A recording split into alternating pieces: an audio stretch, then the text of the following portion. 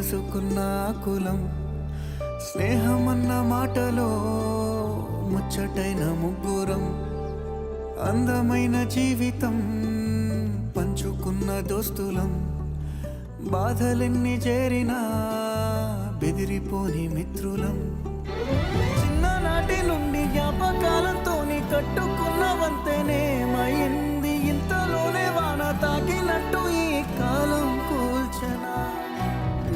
మనకు మధ్య దాచుకున్న మాటలంటూ లేనే లేవు ఇంతవరకు ఇప్పుడెందుకో దాచిపెట్టే ఈ బాధే లోతున అల్లుకున్న తీగతో కలుసుకున్న కులం స్నేహమన్న మాటలో